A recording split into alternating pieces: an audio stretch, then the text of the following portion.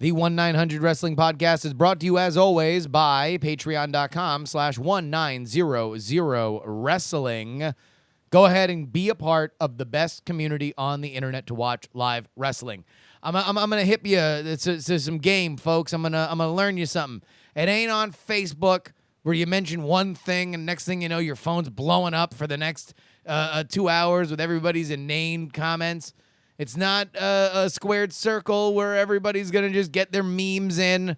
Here's where it is. The 1-900 Wrestling Discord. If you are frustrated by everywhere else on the internet, please do yourself a favor. All you got to do is prove that you're into it. Become a patron of this show, and you are a part of what I believe to be the best place to watch live wrestling. It was the best last night. It's the best every Raw. It's the best every SmackDown. It's the best every ROH show. It's the best every Wrestle Circus show. Folks, there ain't none better in the business, and all you need to do is be a patron. Patreon.com/1900wrestling. But enough of talking about how we do the show. What do you say we just do the damn thing? I want you to call me for all of wrestling's latest news and views. I've been around in wrestling for 35 years, and nobody knows wrestling like me. Remember the number 1-900 Wrestling. Stupid. Oh, my word. Folks, we are here for yet another edition of the 1-900 Wrestling program. My name is Justin Robert Young. Joining me, as always, from Austin, Texas. He is with a rapidly healing arm, which you showed to social media over the weekend. It is the one and only Willie Dills Gregory. What was the reaction to you showing off your burnt hand to the world? It's pretty gross, and I realize that, and sorry. But it was a lot of support. I got a lot of support. No, I think it was overwhelming sympathy for you. I mean, listen, cooking accidents happen, and something that you always got to be.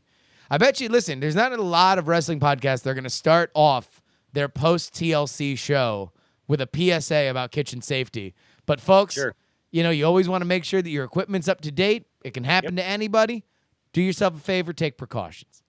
Yeah, make sure that if you're using a spatula, that you've thoroughly tested its durability, because when they snap in half, bad things happen. But yeah, right now it's basically I'm at the stage where all of the burnt skin is now gone. Yeah, and I've got the fresh skin underneath. The baby skin. Yeah. Yeah. It's very tender, very sensitive, and it really sucks having to wear this because it constantly kind of rubs. As I'm doing things. So it's just uncomfortable at this stage. But we're past like the itchy, painful, whatever, and we're just at the uncomfortable stage, which is fine. Like I could work. I could do a match with this. You can go? You can still go? Yeah, I can still go. I'll tell you what, it's actually prescient that you bring up the fact that you would be able to still do your job, because we started hearing rumblings. I mean, again, we do the show on Monday. So we are after pay-per-views. We are before Raw and SmackDown. But even if we did, like many, our shows after Raw and SmackDown, we still would have had no idea that what was going to happen this weekend indeed happened. Because although there were rumblings that viral meningitis, or a viral infection, as they kept referring to it on the pay-per-view, had befallen the locker room, we did not know the extent of it until Friday. How did you experience the news on high coming down and kind of shaking the wrestling world, Willie? Well, it was funny to me because I was working all weekend bartending, so I wasn't really paying that much attention, right? Yeah. And I just kind of thought I knew what TLC was going to be. So for me, what actually happened was when I sat down to watch it, I was like, wait a minute, AJ Styles, Finn Balor? Like that, to me, that was like my first hearing. Wait, so you did not know at all? This was not on Twitter. It wasn't on Squared Circle. I just wasn't paying attention. Yeah, like I literally just took a couple days awake. I don't often ever miss a day of what's going on R Squared Circle. Yeah. But I was busy all those days. I didn't do it, and all of a sudden here comes TLC, and I'm just like, this card is amazing. Yeah. I did hear about Kurt Angle, however. That you couldn't miss. No, that was over the moon. Let's begin with Finn Balor, AJ Styles, which, I mean, I didn't get the chance to say it on this show. So my point that I have reached with Bray Wyatt is that Bray Wyatt still will always and forever be my favorite wrestler. And at some point, Bray Wyatt will be used correctly, and he will be the biggest star in all of wrestling. He is so good. You just need to give him a direction. He is not Papa Shango. He is Mick Foley. Please allow him to be Mick Foley, right? He's really young still, too. I think a lot of people think that he's been around forever. I know. And I'm not. But he's actually really young. I'm not giving up hope. However, I had reached a point with the Sister Abigail thing where I'm like, if he comes to the ring in a dress, I might be done. Like, I might just, with this element, like, I might just have to tap out. Me, the ever-present Bray optimist. My lantern never dims, Willie. And I was like, I'm out. If he comes to the ring in a dress and wrestles like the Headbangers, I'm just not going to be able to handle it anymore.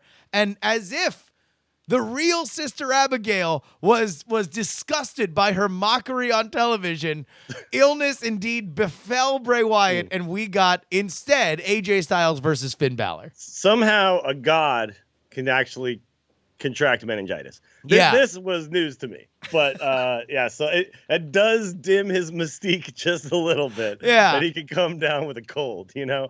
But Even I'm god with you. man can forget to take his vaccinations, man. I just gotta take some NyQuil, brother. Turns out my doctor said I just need bed rest and water, man. So it is true that the dress thing might, if he actually did come down, it might be not so great. But I don't know if I can buy into Dude Love. I can buy into Sister Abigail. I don't know. It's just got to be creepy and tattered, and like it can't be overtly feminine. It has Dude to be Love, Bray losing his mind. No, right? Dude Love to me, Dude Love works because it's a reaction to Mankind. He was Mankind, and now we are switching because we have set this template. If you go from spoopy to more spoopy, but in a dress, like where does that take the character? But he's got to be like losing his mind, right? Like think of like Buffalo Bill in Silence of the Lambs, right? Like his tucking of his penis scene is like, it just makes him more creepy, right? So you take like a creepy guy and then you tack on this, like, then he wants to wear people's faces and be a woman. Like, you could make it still work. It's just got to be done right. That's what I'm saying. It has to be like literally like he's putting on like a dead woman's old dress that like she's been wearing forever. I mean, but like, is that what we really want? Right? Is to make Norman Bates work as a wrestling heel? I want Bray Wyatt to literally be a murderer. Like, I want him to be a serial killer. Like they keep like having hints to that. Like remember when he was wearing like the butcher smock and stuff? Yeah. I was just like, yeah, dude, I like this. Like they're like a murder cult, the Wyatt family. Sure. I'm in for that. I guess. Well, I mean, there's a lot that we can talk about the Bray Wyatt character. All we know is this: Sister Abigail did not happen, and instead Bray Wyatt bed rest, Bo Dallas bed rest, JoJo bed rest, and the big dog Roman Reigns also taken out by viral meningitis. So we begin with AJ Finn.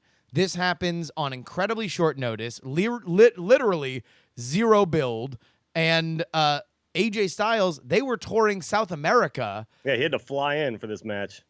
They crazy. Flew. I think Triple H went out to Chile to fill the star power left with AJ Styles coming back to the States. This was just insane and super, super fun. What did you think of the match? The first meeting ever of the Bullet Club leaders. Never happened in New Japan, never happened in NXT, never happened in the WWE until last night. That's so weird that they never ever had a match. That's just so strange to me. But so it was fantastic, obviously. But I think what was really great about it too, I mean, the crowd was hot as hell. They knew they were witnessing something really special. But I think what was really cool about it too was that's not the best match they could put on. No. Like that, it was a fantastic match, but I could tell that they understand that there's more places to go from here. So it was like one of those things where, like if you think about AJ Styles, John Cena, like they kept building each match to be better than the first one, right? So, it was like the crowd was just hot for anything. Like the crowd was hot for like rest holds. They didn't even care. Yeah. They were going to chant, "This is awesome," no matter what those two did. But they actually did, I think, have a pretty fun match. But like, I was feeling as I was watching it, like, yeah, this isn't as good as they can be. I've seen both of these guys work better than this. So it's one of those things where just the star power of the match made it even better than what it really was. Well, I think what you did is got a glimpse at them at their best, which is that New Japan style of speed, violence, right? And it's what Kenny Omega has done very, very well. It's what Okada's really, really good at. It's what they're both fantastic at, and very much did a lot to lay the groundwork for the modern style that people love so much, that is so prevalent on the independent circuit. It was great, but I would imagine that even greater would be a match in which AJ Styles did not have to fly 18 hours the morning of. Right. Yeah, he flew 18 hours to take a super stiff coup de grace to his chest. Yeah. Oh my God. Like, usually he rolls backwards off of it. No, but he just stood up. Him in the freaking chest. Yeah. No, he landed a coup de grace and then immediately went full extension like a cigar store Indian. Like, it was crazy. Yeah, he like stood up on him. Yeah, it was pretty brutal. And I've heard from wrestlers that that's one of the most painful moves to take anyway. Even though the way he does it is pretty safe, where he actually, most of his weight is kind of coming down on his butt, not his feet. But this time, no, all the weight was coming down directly on his feet. Yeah, so, you can't just stand up if if you are not putting your weight down there on your legs. Yeah. So so here's the thing though, it's like that match was so hyped with no build. Yeah. That it just proves to me that the WWE fans are. They're a lot more. I mean, it is pay-per-view fans, but they're a lot more savvy about wrestling than I think WWE or even we give them credit for. I think a lot of times I just kind of assume that these WWE fans are, they don't know anything about wrestling outside of it. But it's very clear that's not really the case anymore. I think we've reached a point where wrestling is just wrestling, and a lot of people are paying attention to a lot of it. Yeah, or that you need to educate them the 4 weeks prior. Here is just my one thing. If we learn anything from this, it's that you don't need to have these guys all wrestle each other 4 times leading into a pay-per-view. Like, sure. let's have them be the things. They can affect each other's matches. They can talk trash to each other. They can run into each other in the halls. But when they're doing the stuff on Raw, when they are doing the stuff on SmackDown, there's so much talent on this roster and so much talent that is almost not used at all. Give Axel a chance to wrestle. Give Bo Dallas, when he's not a plague rat, a chance to wrestle, and do longer matches with a lot of these top tier talent. They're going to lose, but look, do you think AJ Styles lost anything by getting pinned clean to the coup de grace last night? Because I don't. Hell no. Yeah, absolutely. I agree with you. I think the whole thing where then they have, the 2 matches kind of combine into one weird tag team and stuff like that. Like, they don't really need to be doing all that. I do prefer, think about like Cena Reigns, where they never ever touched each other, and how much that build actually was more effective than anything we had seen before that. So yeah, I'm with you, man. And in the middle of that, I think you got like a Reigns Miz match, you got a Jason Jordan Cena match. Like, there was a bunch of other stuff that was really fun. That was cool. Yeah. That you could see other guys work. And that's to me, that's the one thing. We don't need to be trained that this match will be exciting. We believe that it will be exciting. Just give us other reasons why we believe they'll be exciting, because they're having other good wrestling matches. Yeah, and not to mention that, but like things get overused, wrestlers in the WWE do tend to kind of follow a bit of a template. And if you've seen the template a few times, then at the pay-per-view, what do? They just add a couple of things to it like that. Then it's like, the match has already been done in a way. So when you're viewing the match fresh, it just feels fresh when you haven't seen it a bunch of times before. So, yeah, I'm with you 100%, man. 100%. All right. That brings us. Well, yeah, were there any other TLC thoughts before we get into the main event? Because I have a lot to say about the main event. This was chock full of stuff. We had Asuka's debut. Oh my God! Right? Yeah. Yeah. Which is like you can easily forget about it after all the other crazy stuff that happened in this pay-per-view. But what did you think of her match? I actually thought it was kind of forgettable and was kind of what we knew was going to happen. It's a hard position. It really is a hard position to be in because on one hand, it's like you kind of expect Asuka to smash Emma, right? But you don't want to bury Emma. You don't just want to make her seem like she's a fluke. So it went a little bit longer. Asuka sold a little bit more than she did in all but the NXT TakeOver matches. So that, I think, was a little jarring to some people who just expected her to, kick her head twice and be done, right? And have it be like a Goldberg thing. But if you think about it, she shouldn't do that. Like, this is the main roster now, right? So these are supposed to be, like better wrestlers, technically. Yeah. Right. So if she comes in, it's like easier for her on the main roster. It doesn't make a lot of sense. It's like it's like a AAA hitter coming up to the big leagues, and he's like, yeah, he's really good in AAA, but it's still going to be tougher once he faces the more sharper breaking balls in the major leagues, right? So it's like, to me, that's kind of what it felt like. Like, she shouldn't just crush everybody, because then you're just burying your main roster of women too. So yeah, I like the fact that Emma looked like she had a chance. My hope is that we get into an Asuka program where she is the champion. Let's just restart what we had in NXT. Like, I get that Alexa Bliss is great as the champion. I think she's fantastic. I think her mic work is probably as good as it gets right now in the WWE, Alexa Bliss. But she's my favorite woman wrestler. I want her to crush Asuka. I don't want Asuka to take it away from my baby girl Alexa. Because I think just that's where the best story is. Who's ready for Asuka, right? I mean, it worked to scintillating success in NXT. I'm just saying, run it right back, man. Run it right back. All right, so I will say I really dug that match. I think Asuka's great. Her presentation is so good. She moves up to the main roster. To me, better than Bayley, better than Sasha Banks, better than anybody else that's come off of NXT, just because I think she has such a sense of exactly who her character is in Madison Square Garden in a way that I don't think Sasha did and I don't think Bayley did.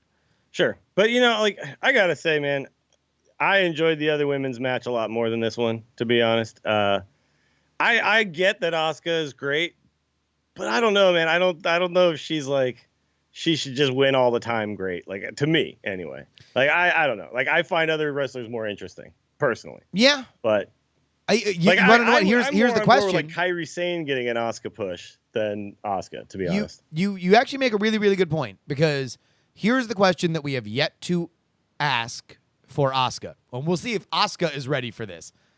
Yeah, is Asuka ready for Asuka? Is Asuka ready for the Asuka that loses? Because here's one thing that NXT is great at. NXT is ECW level good at hiding flaws and accentuating positives. It's the reason why the Ascension were the second coming of the Legion of Doom when they were in NXT, and they are now kind of being realized as comedy on SmackDown. But before that, it was just like, they're duds. They suck. They kind of look out of shape, and they're weird, and they don't look good, and they're not as good as the Legion of Doom. So who cares, right? Yeah. They're a knockoff. They're a Kmart version of a good idea.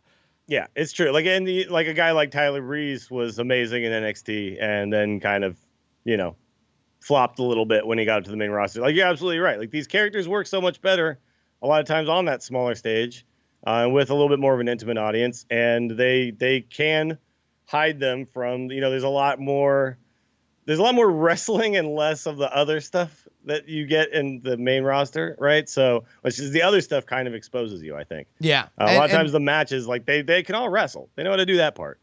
But can they be those characters all the time? It's true. And with more exposure, we have to wrestle more matches on more television shows. That just means that you got to adapt that character. And we're going to see sooner than people want to Asuka lose a match. And we're going to have to find out who she is afterward. Now, I think her character is good enough that she can bounce back, but you are absolutely right. We're going to find out very quickly whether or not she can adjust why we love her right now. Yeah, I like raging Asuka. You know, like Asuka we got when she just wanted to challenge everybody on the NXT Raw. I like that kind of Asuka. And she does have to take a beating for that to come out, I think. So, you know, what might be good is if you do have her kind of run through a bunch of women that aren't Alexa Bliss, right? So she's kind of moving her way up the ladder. And at some point, Alexa Bliss starts to get a little bit freaked out and, you know, six like Nia Jax on her or something like that. And then you get angry Asuka again. Like, I could see something like that building and making her very interesting to me. But I just don't want to see her just come in and just Goldberg everybody and just like, okay, cool. So nobody can beat her. Got it. No. I mean, I want to see great matches, though. I mean, I think that's the one thing that now, you know, you work it in, and not to say that any of these women are not fantastic, because I think like that 4-way match a couple on the last pay-per-view was fantastic. It was really, really good. But I do also think that Asuka's great. Asuka's next level great, and she can be next level great with all the other women on that Raw roster. Sure. But, you know, like Mickie James and Alexa Bliss, I thought was a much better match. Did Mickie James retire last night? I don't think so, but I don't know. Has anybody? I have not seen anything about it, but I was watching it last night, and I was shocked that nobody else was talking about it. That like she gave, if she is not retiring, it was kind of the same thing that you would say if you were retiring, right? Is that safe to say? Well, no, but didn't she say that it won't be the last time she's in a championship match? Yeah, but you can always take that to mean, sure, you know, that she's out of the WWE for now, but she might come back. It is weird to cut a promo when you lose, right? I don't know. Yeah, it had that feel a little bit. Like, thank you guys for everything. Like, it definitely did. Yeah, feel that way a little bit. So yeah, I don't know. I mean, maybe maybe she's just taking a break. I don't know. We'll see. I mean, for her, if she's okay money wise, then like, you know, why be on the road like that? Like, that's a lot of time on the road. Yeah, makes sense to me. I like that match though. I thought it was good. I'll tell you what, there is definitely a just that ass slap by Mickie James. Like I have never seen such a disrespectful ass slap. Like, just such a weird. I mean, and they set it up like with like the biscuit moment butt of thing. Old school Mickie James, right? Yeah, a little tiny moment. Exactly. I think the other notable match from last night, outside of the main event, which is obviously like the notable match, is probably Enzo Amore getting the title back. I enjoyed the fact that you know, he's still like, he's really good at being a heel, man. They got to bring that posse in. Now. They got. Here's the one thing with that is and nobody stands harder for Enzo than me. I think he is Rowdy Roddy Piper level Mike work. He deserves every second that he gets of airtime. But I'm very excited to see him have a posse now, because I think them interfering in these matches is going to be better than Enzo just cheating in these matches, because I think he's getting better. I love his finisher now. But I think he still's got he's got a steep learning curve before he starts hanging with the kind of talent they have, who work the kind of style they have in the cruiserweight division. No, you're absolutely right. But you know, it was funny. His character felt like it built a lot more to me last night, because of, you know, him losing his voice was actually like perfect. It was great. It worked out so well. Because it was, you know, like him losing the one thing that he has, right? And then fighting through it. And then I liked the promo at the end where he was just kind of like, screw you to all the fans, who forever he's kind of been, you know, he's been a babyface for his entire time on the roster until now. So turning on the fan, it's funny because everyone still wants to chant along with his intro. It's like hard to hate the guy. But he has to work extra hard to make people really friggin' hate him. And he's putting that work in. And I think his wrestling, while his offense kind of sucks, he's really good at taking a beating. No, he is. So he's got a thing he's good at. And if they can just use that, right? To me it's not a negative. It's just that that division right now. I mean, watch the Cruiserweight Classic. Like there are guys who are indie darlings that couldn't hang with some of the guys that are in that Cruiserweight division. That was in that 4-way match, right? That Kendrick, Gallagher, Swan, I forget the other guy's name. 4-way tag team match. It was Gallagher, Kendrick, Cedric Alexander, and Rich Swann. Yeah, Cedric and Swan. Like those 4 are insane. They're great. Sure. Like yeah, and they got Leo Rush is coming up. I mean, yeah, it's only going to get better and more crazy. So, it's for him to survive in that division and make himself look good. I think you're right. He has to have guys with him. He has to kind of become the Miz of 205 Live. Like right? we were saying, hide the negatives, accentuate the positives. He talks mad crap. So what is he going to do? He's going to have a posse so he can avoid any and every title match. Right? And he's going to make everybody go through every member of his posse before they get a shot at him. And they're constantly going to cheat and they're constantly going to avoid stuff. And then when they get into a title match, he's going to use the posse to cheat. So that's great. I love it.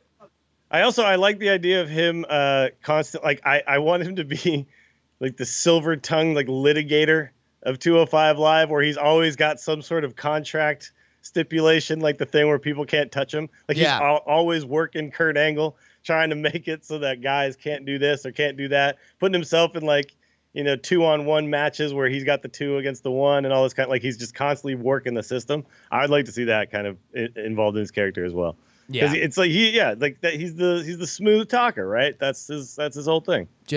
I'm a huge fan. I thought he was great. And I really do hope that he lost his voice because he was partying too much the night before. Like, it would not surprise me at all. We got to talk about the main event because this was just insane. All right, I want to talk about. By the way, no other TLC matches at the TLC pay-per-view. Great, right? Great. Everything else was just like no stipulation even. Awesome. I don't think there's anything. Fantastic. I love it. Just more of that. More just clear it out. Everybody else has matches. There is one match at the end of the night, so we're not worrying about like burning spots in the opener because we had a tables match and we had a ladder match and we had a chairs match. Like, just have the one car wreck insanity. Now, I'm going to say this because it first dawned on me last year when we first started doing this show. Survivor Series, that SmackDown vs. Raw Survivor Series. I'm like, this is incredible storytelling. These are long-form, 45, 50-minute matches that work in so many people in so many different ways that have insane spots from top to bottom. I was in love with it. And I think that they have done this a lot over the last year, and last night was another example. I'm going to dub it, Willie, the glorious gangbang era, because it is just amazing what they are doing. You cannot put enough guys in the ring for there to be the kind of matches that I think they are having.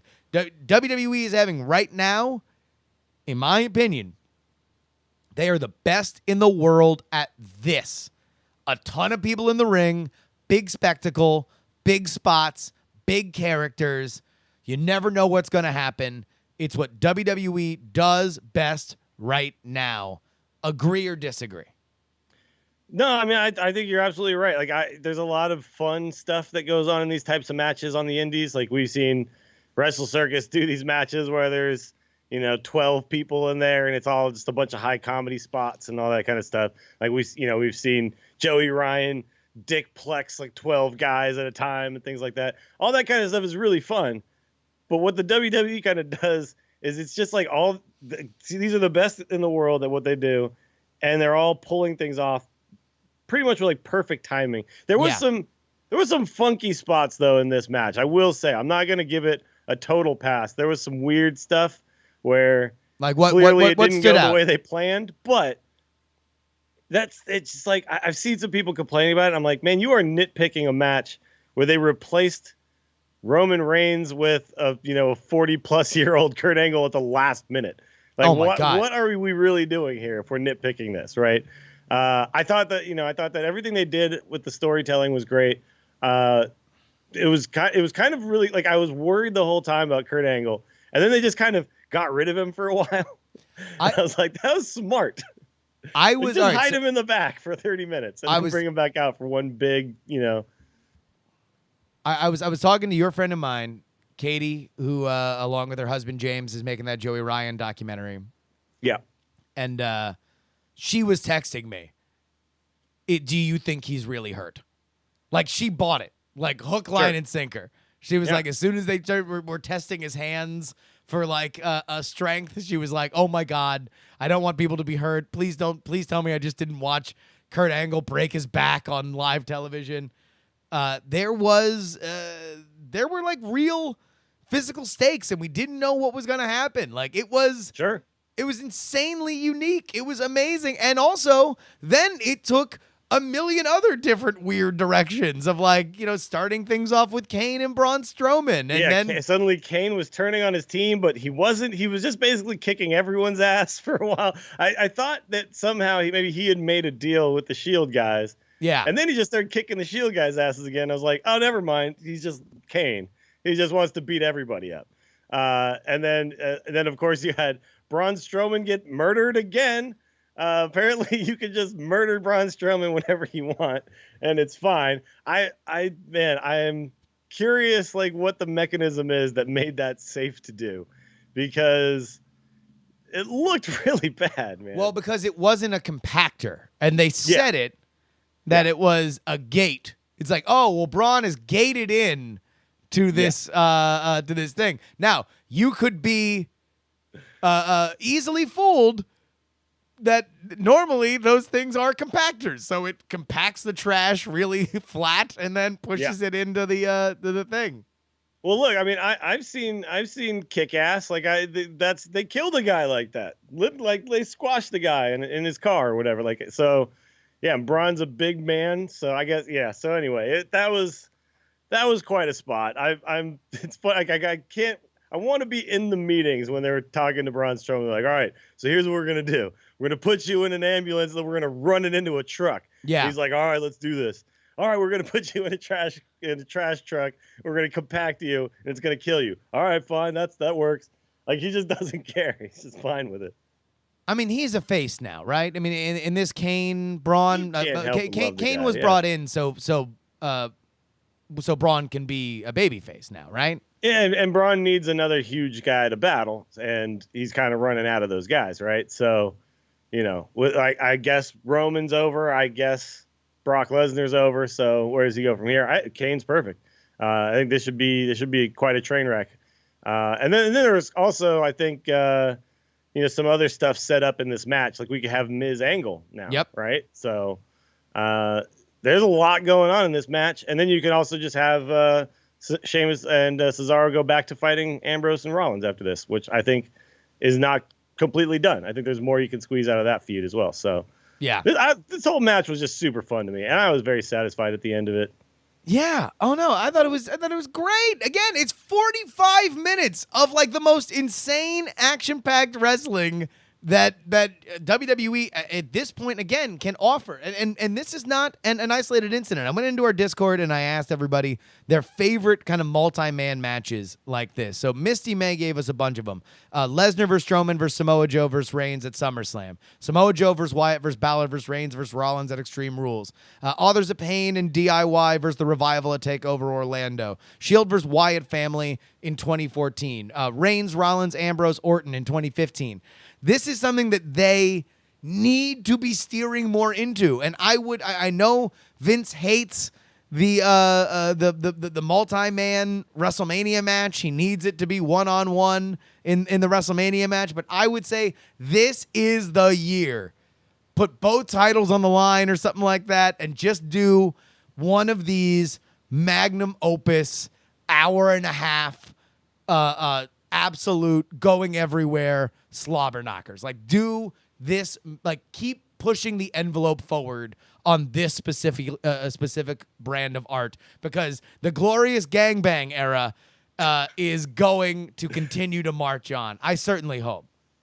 I'm going to add one more into that. I'm going to add the ladder match for the IC title at the WrestleMania that was in San Francisco, or that was in Santa Clara or whatever. That was the one that Daniel Bryan won, and then there was the one the next year at Dallas, where Zack Ryder won, that had all the Kevin Owens. Yeah, that was fantastic. Sami Zayn I'm spots. thinking of the one where Dean Ambrose like broke the ladder in half out on the outside. Yeah. Right? That was the one in San Francisco. Yeah. That was that and was then there was San Francisco there one. was the Callisto Selena Del Sol over the ladder.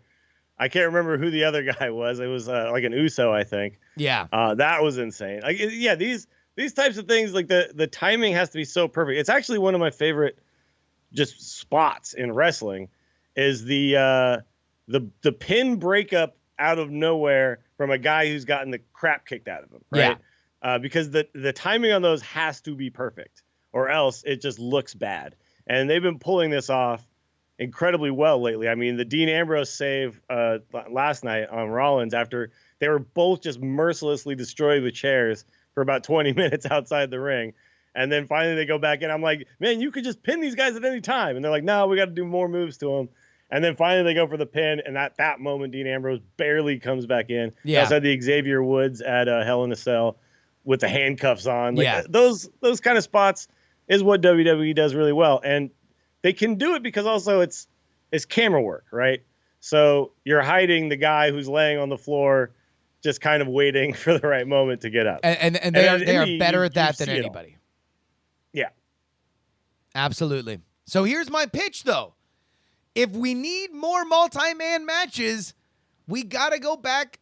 Again, this is not just the glorious gangbang era because it's a fun pun, all right? I'm saying we need more gangs. We need more gangs. We need to get back to 90s level of gangs so these matches can headline pay-per-views more often than not. I love that Zoe has a posse. I love that Miz has a posse. Keep it going. Let's get the Bullet Club going. Dude, the club needs to happen now. I mean, now we saw the Too Sweet in the ring. It's time, man. Pull the trigger on the club. Let's do this. I'm ready.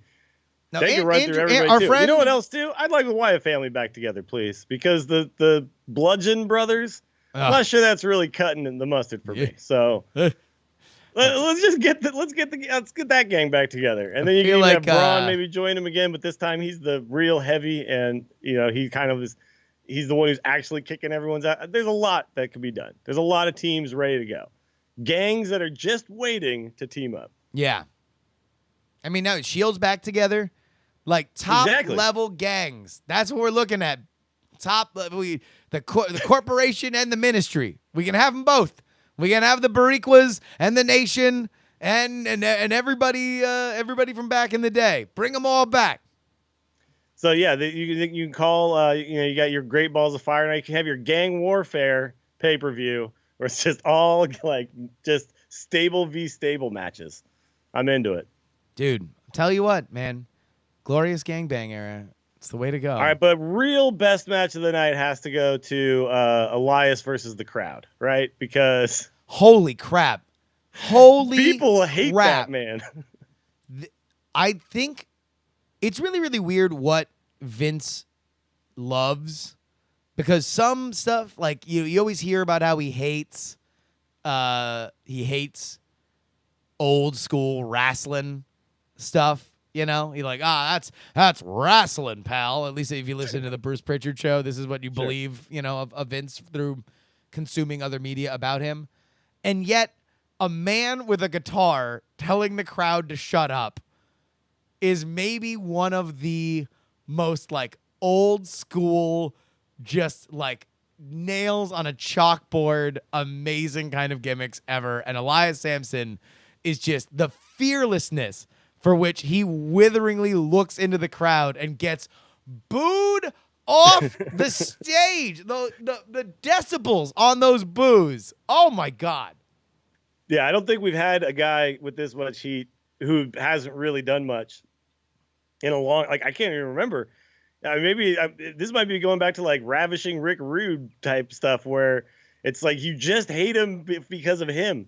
He doesn't even have to challenge anybody who matters. He doesn't really have to do, he can fight anybody. And not to mention, the guy looks like $1 million. Yeah. And is a really good wrestler.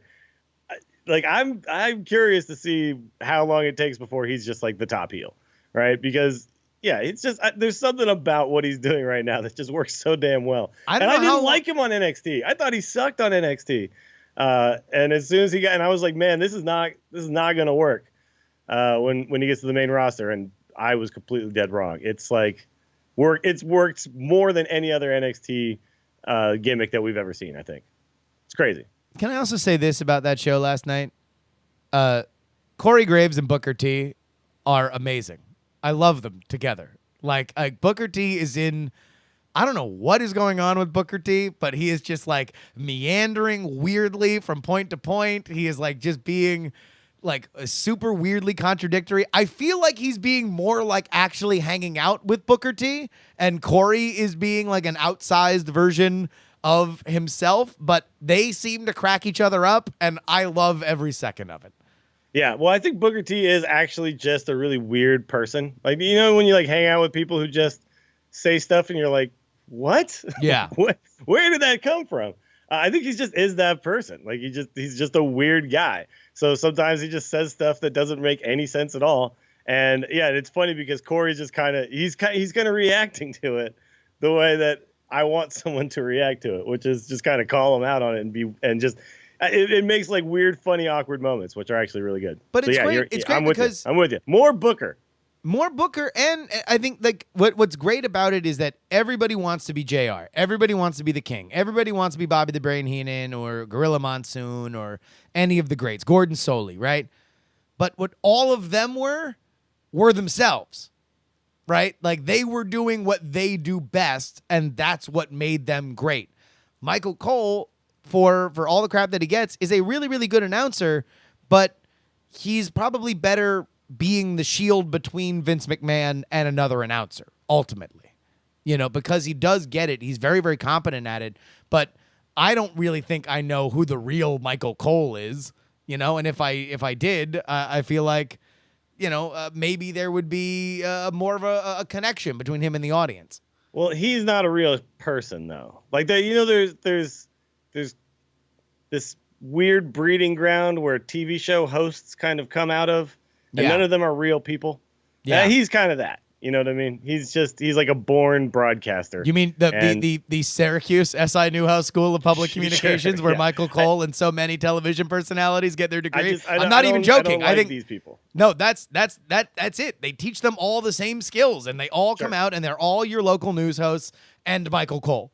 Like they all come out. They just have like a Pat Sajak stamp, and then they just like send you on your way. Absolutely.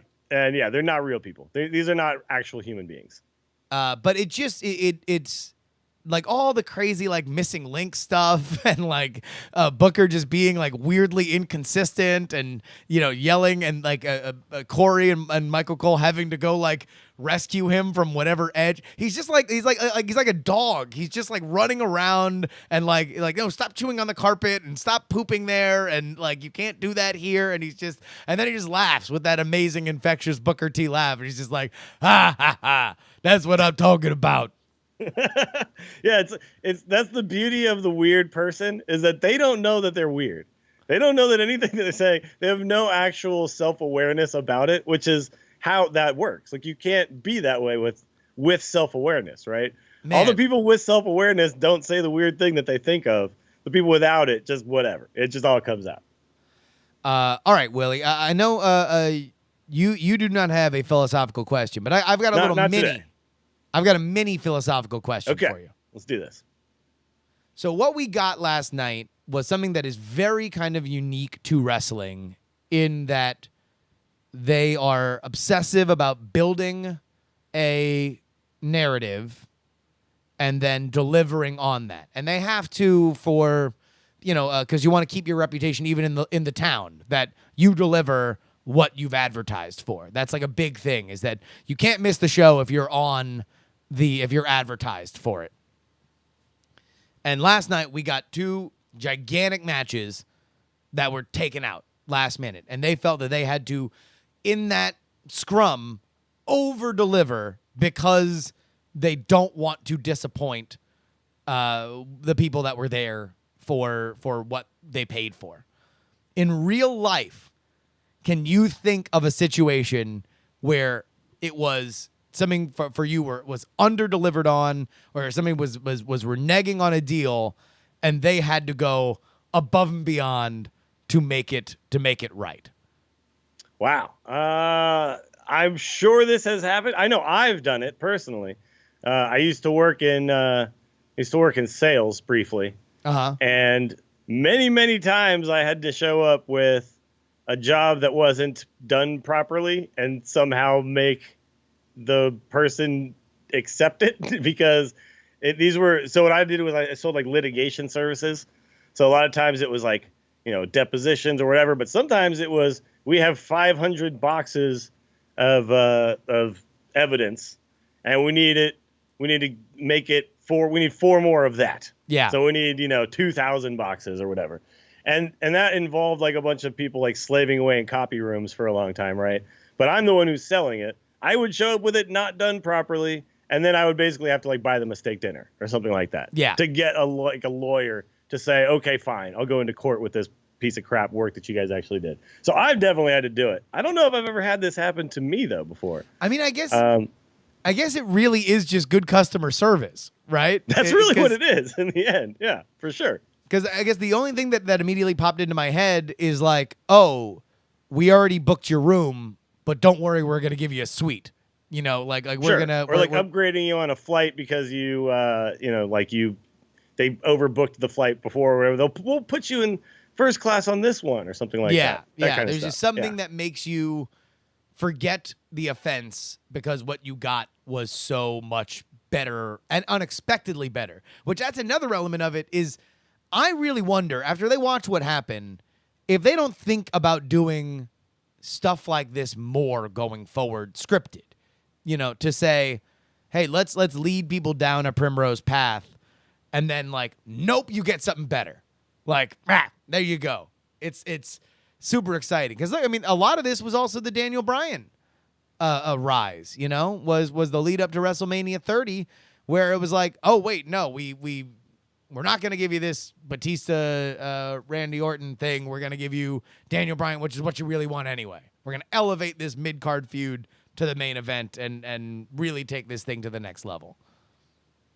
Yeah, I think the only other like real life version of this that might actually happen is when people misrepresent themselves on dating apps. Oh, yes. So give us an example. Put a picture of yourself 10 years ago on your Tinder account and then you actually show up for the date, you got to be extra funny. Yeah. When you don't look like you did. No, your jokes better be on point, and you're paying for dinner and dessert. Yeah, exactly. Like the girls where all their pictures are from above. Yeah, and you're like, there's something going on here. Like they're trying to hide something from me. So yeah, like I think that's the other one. You got to over deliver when it comes to the actual date. You're saying shots that are from too far up. Yeah. Are the viral meningitis of Twitter? Every single picture is from the exact same angle. There's something on the other side that they're not trying to let you see. Just be aware of that. Got to watch out for those. God, that's great. All right, folks. Let's go ahead and get into our most popular element of the show. And by the way, we are at the end of our current crop. Go 314 is making a very, very good point. Accentuate the positives, hide the negatives. You NXT want your Tinder style, to be exactly. like NXT, not WWE. But at the same time, you can't just like, pretend. It always cracks me up whenever like all these indie promotions have like, Scott Hall or, Kevin Nash or something, and they're using pictures from when they were on Nitro. Yeah, seriously. Here's the thing though. When you're going on that date, you might be on NXT for that first date, but you're trying to get to the main roster. Exactly. So you at some point the real you's got to come out. You're gonna need to be Asuka after she loses. You're gonna need to be the Vaudevillains after they break up. You're gonna need to be Chad Gable after Jason Jordan gets pulled away from you. One day you're gonna have to be you when you wake up in the morning a little hungover, and you don't have your makeup on anymore, or you don't have your nice like suit and tie. You're gonna be that guy or that girl that they see who just looks at your worst. Yeah. So just remember that main roster's coming. How you doing? All right, let's go to last week's Melodica challenge. Here we go.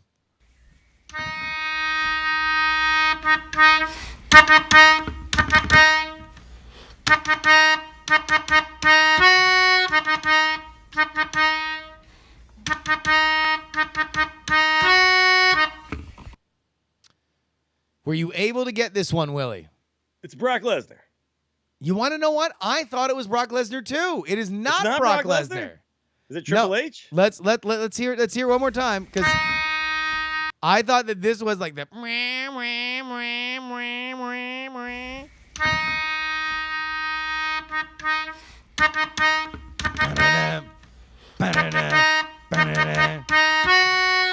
Yeah. What?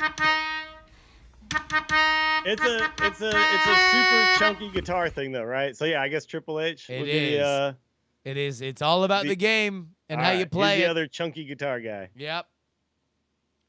All about the game. You know you play it. All about it. I tell you, I think Lemmy went to his grave not knowing the lyrics of that song. No, I don't think that man ever sang actual words in any song. By the way, that was a guy who was born on the main roster. All the flaws are out, man. Oh, and yeah. Nobody seems to mind.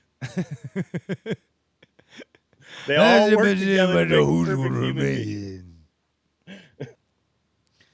All right. Let's go ahead. This is the last of our crop. We're going to see if we can get some new ones in from the Melodica man himself, Trey Warren.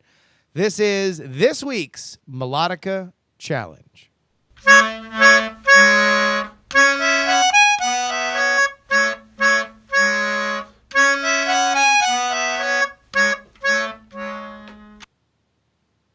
All right, one more time.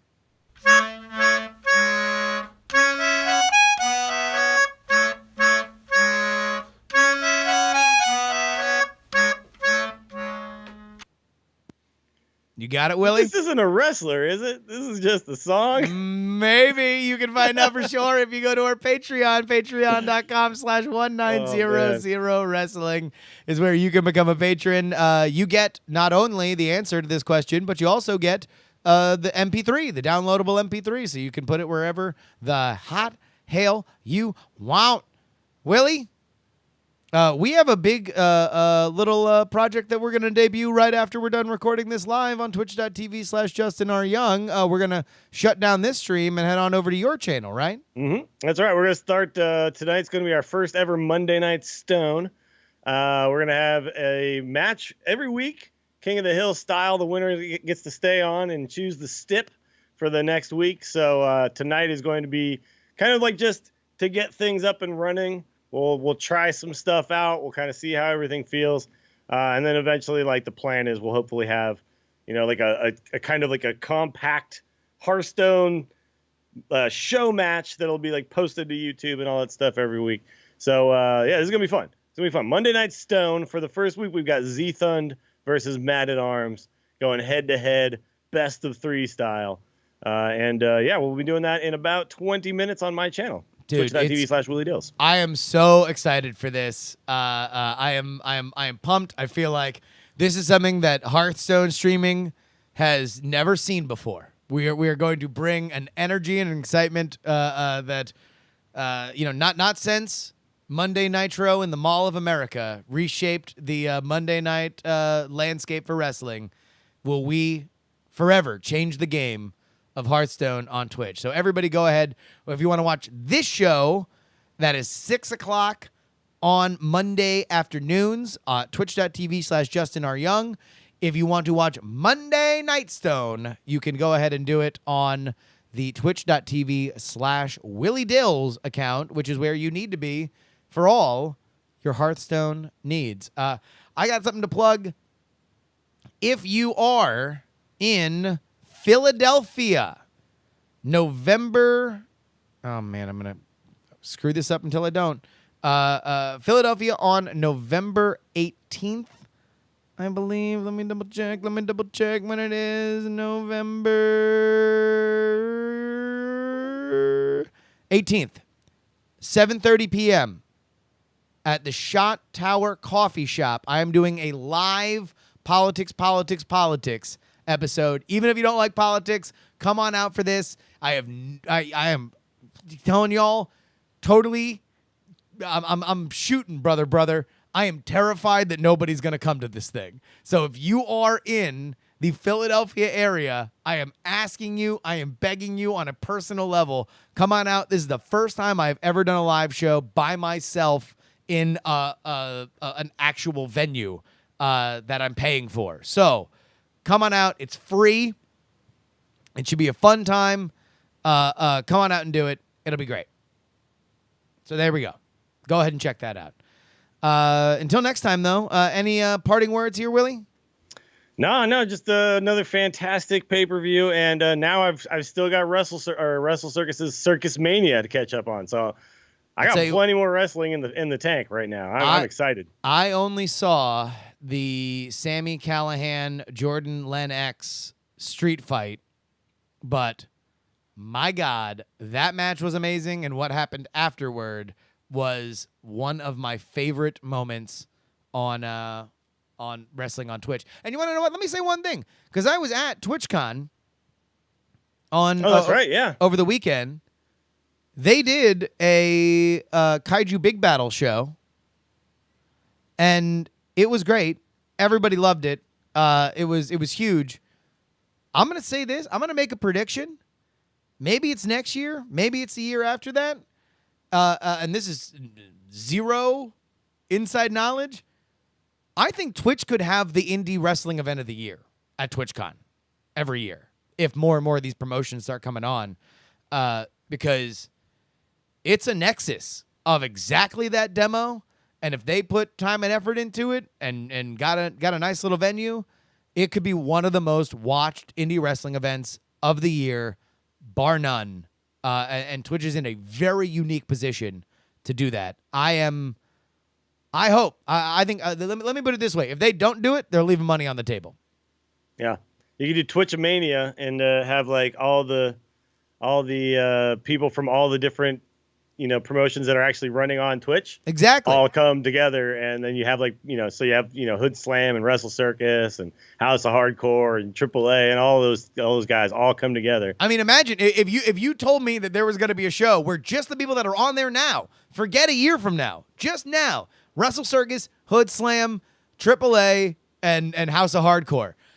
I'm gonna go to that event. Like, yes. That's awesome. That's amazing. That would make me go to TwitchCon, actually, because TwitchCon wasn't necessarily like high on my priority list of cons to go to. The only time I went was when it was in San Francisco, and I lived in San Francisco, and I was like, okay, well, I'll just go down the street, I guess. Yeah. That's the only time I actually cared enough to go. But if they did that, oh yeah, it would become a high priority target for me. Yeah, sure. I think. Listen, it's there for the taking, and I hope they certainly take it. All right. That is about it. Everybody, go ahead and check us out. Patreon.com/1900wrestling. I want you to call me. Until next time, my name is Justin Robert Young. That's Willie Dills Gregory. We're 1-900 Wrestling. Beat dialing! Remember the number 1-900 Wrestling! Stupid idiots. They call me Hot Rock! If you smell what the Rock is cooking. And his name is John Cena! Well, look at this, prima donna! Thank God Donald Trump's a whole maniac!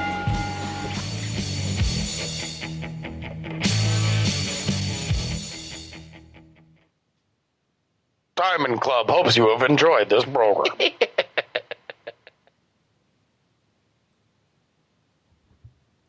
Oh, yeah. The cream rises to the top.